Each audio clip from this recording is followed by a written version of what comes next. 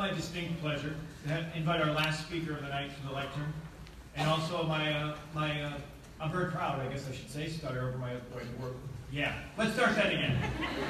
I'm just trying to wake you up. You look a little tired out there. Let's get going. Okay, so I want to make sure the next speaker looks really good. So here's what we're going to do. He's going to come up and take the mic away from me so we can get going. But this, of course, you may recognize him. Some people call him Eula's son. Some people call him Art's son. Most call him Forey, Mr. Forrest Alton.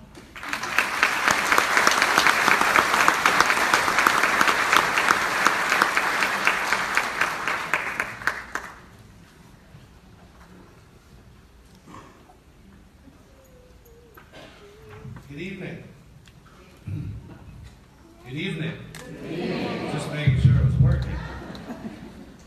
Mr. Hoover, Mrs. Wilson, Madam President, members of the board, faculty, staff, parents, grandparents, aunts, uncles, friends, and the class of 2018, thank you for this tremendous honor.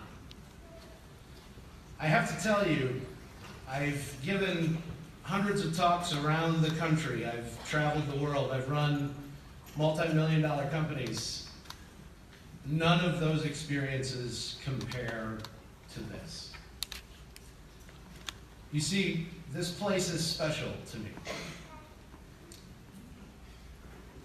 Mike and Cindy mentioned earlier the history and trajectory of their family. In a similar way, both of my parents graduated from this school in 1959. Since that time, and including them, 11 members of my family across 3 generations have crossed this stage on this ceremony.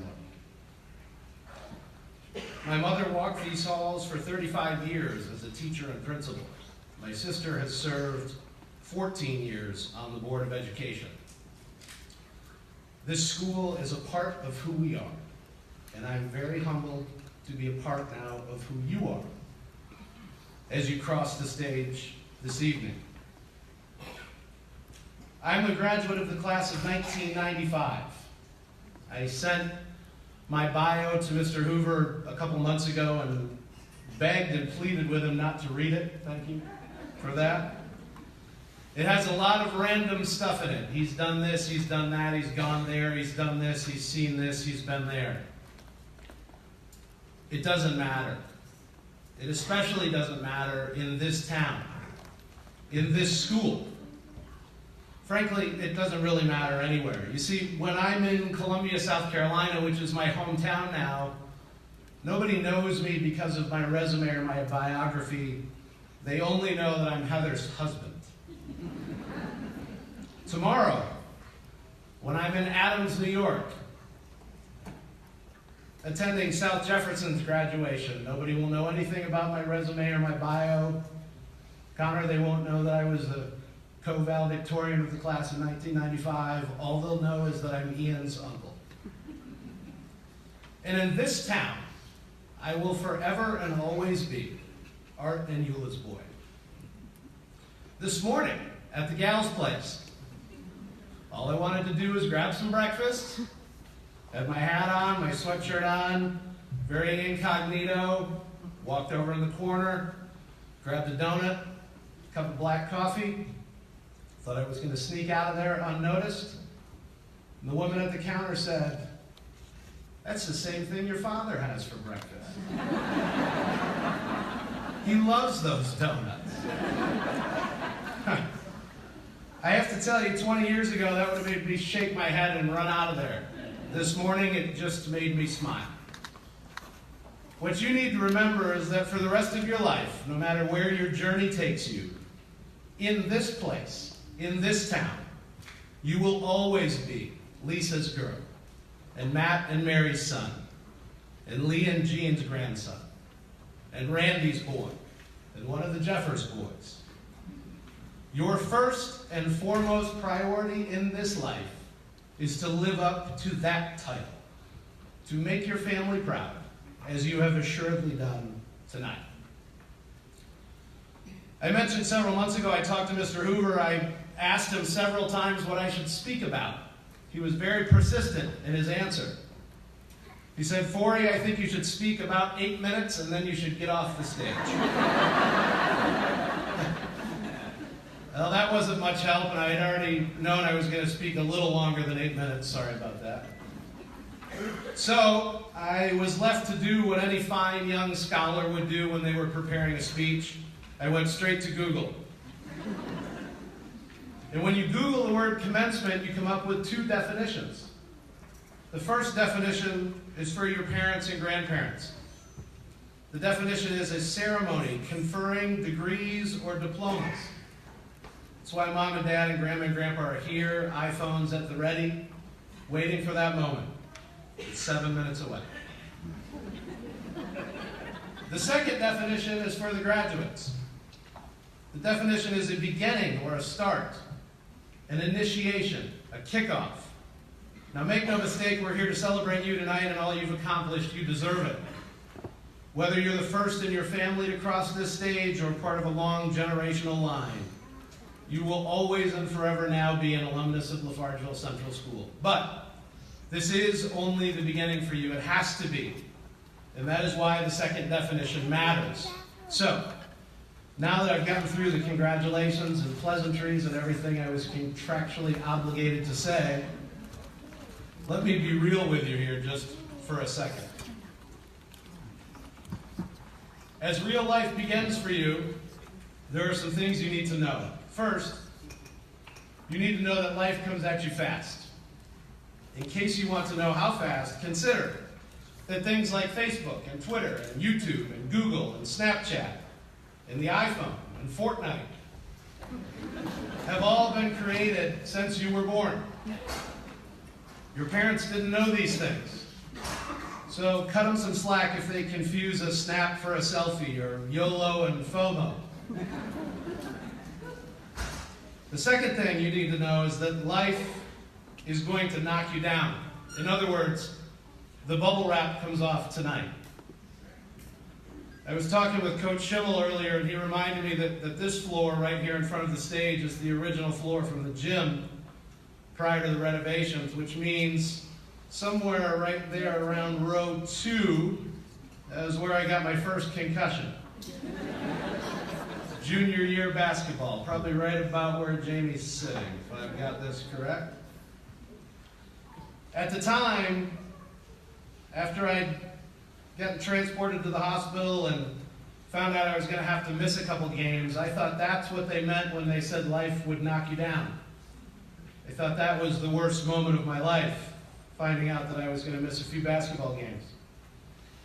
As my timeline continued, though, I realized what it really means when they say life is going to knock you down. See, I graduated in June of 1995, went off to college and had everything figured out.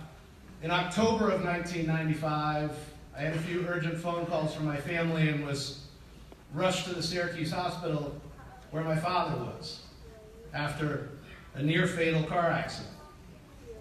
There's a lot of people in this audience that remember that day in October 1995. I know that because by the time I got to that hospital, you were all already there, somehow.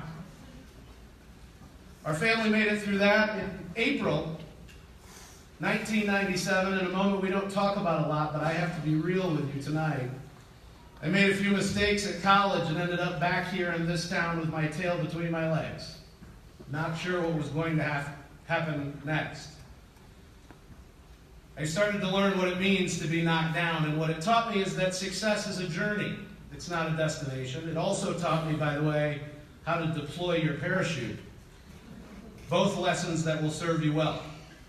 And finally, you need to know that you will not always be champions. You will not win every game.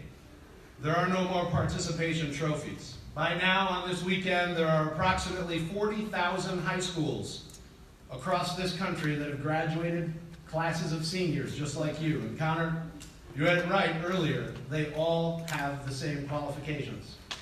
40,000 class presidents, 40,000 valedictorians, 40,000 prom queens. Adding on to that, there are already 115 million people over the age of 18 in the United States in the workforce. That's who you're competing against. Because we know it's a global world, I should also mention there are 650 million Facebook users across the world. You're also competing with them. I would imagine most of you on this stage are part of that 650 million number, and much to your chagrin, probably so are your parents and grandparents. But here's the good news.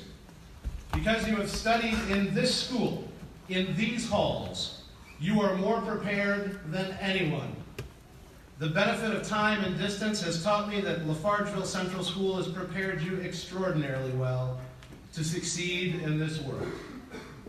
This is not hyperbole. This is real. Take, for example, the class of 1995, my class. They are now architects and musicians and teachers and CEOs and military veterans and doctors and small business owners. This school, this town. So before you start with the woe is me about this little school, you need to know that excuse doesn't hold any weight with me.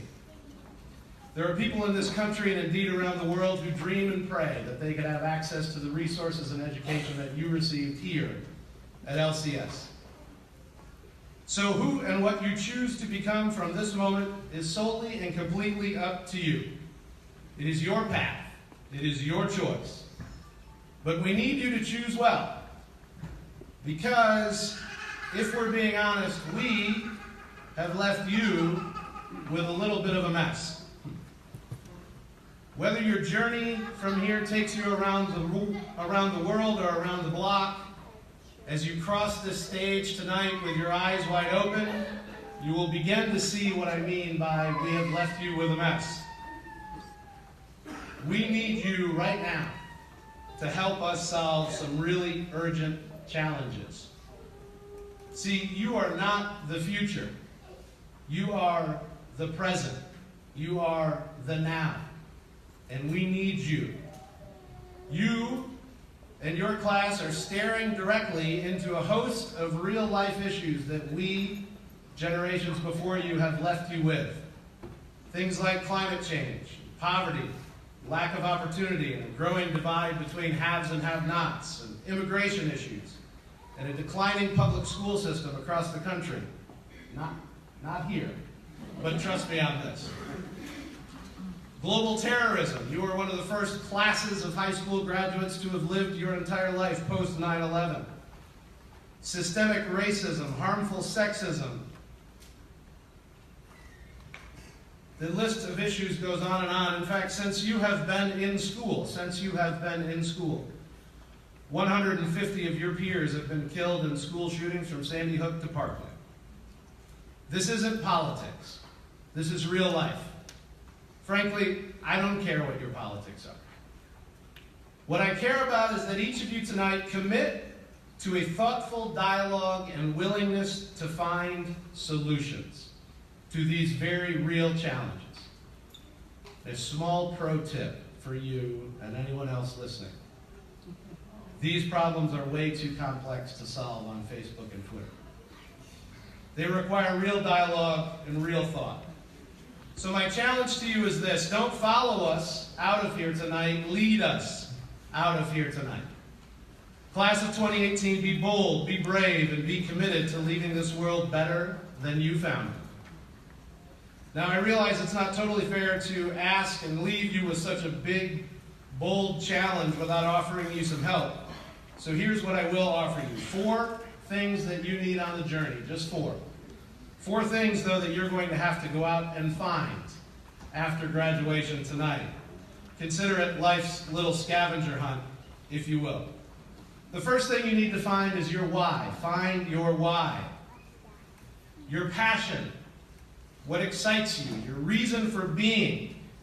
This is not money and cars and houses. Chasing those things will only create for you a never-ending comparison to what others have. And it's an exhausting place to be, trust me. Your why is not to have the most. Your why is to do the most. Now, there may be times you have to do other things, like find a first job and make a little money. The cable company and the power company, when they call you asking to pay your bill and you tell them you're out searching for your why, that's not going to cut it.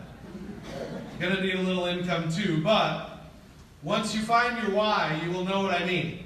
It's what's right here. It's what's in your heart. It's what you're passionate about. It's what gets you up every morning. And once you find your why, you'll realize that you don't want to waste any more of your precious time on things that you are not passionate about. The second thing I would challenge you to find are ways to continue learning. Find ways to continue learning. The goal of learning isn't just to be the smartest person in the room anymore or to pass the test. You don't have to impress me with how smart you are. Google and Siri have that covered. The goal of your learning now is to help you form your convictions and your beliefs and your opinions, to allow you to figure out who you are and to be your best self. Now, don't misunderstand me here. Learning isn't just for those of you who have decided to continue on to college. Quite the opposite. Joelle mentioned this earlier. Whether you're going into a trade or into the workforce or into the military, we all have learning left to do. So travel, explore, read some more, read again, read something else.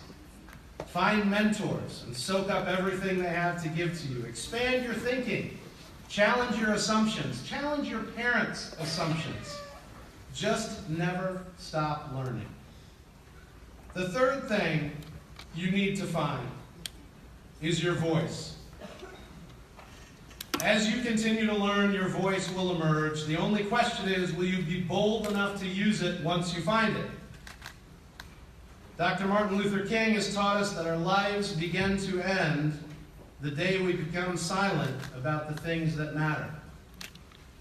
Now, finding your voice doesn't always mean speaking.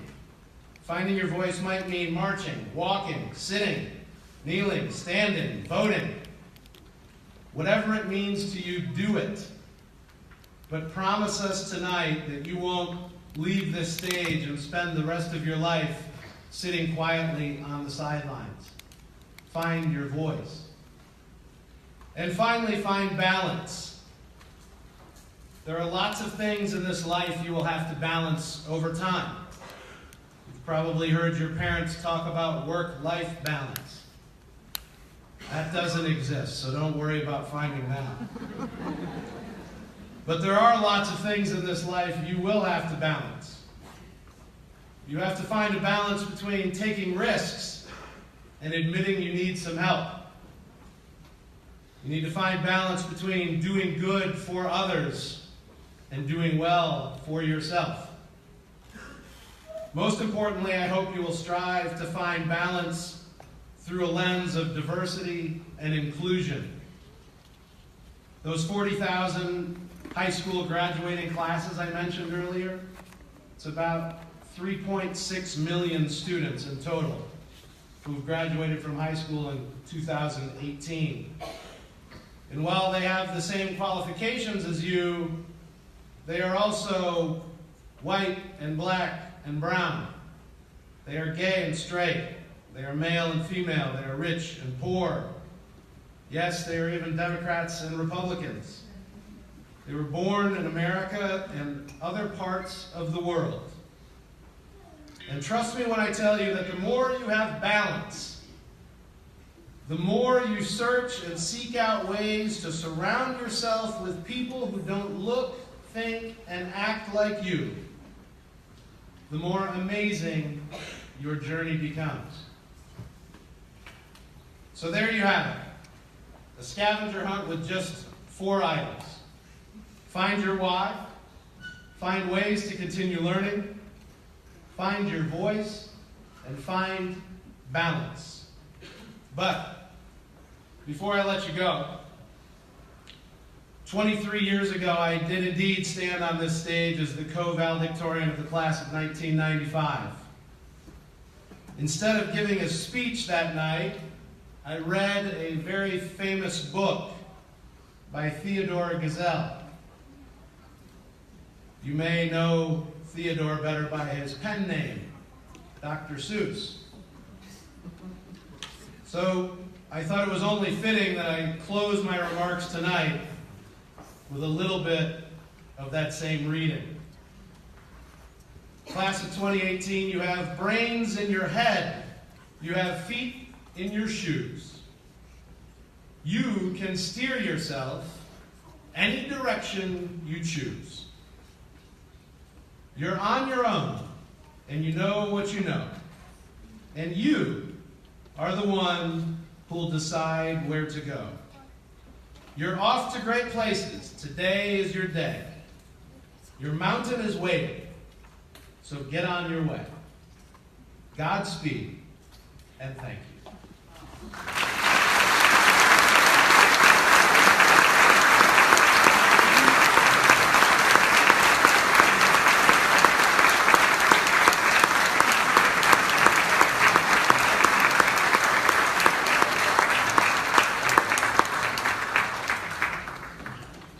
I think he may have learned the right to be Mr. Altman now.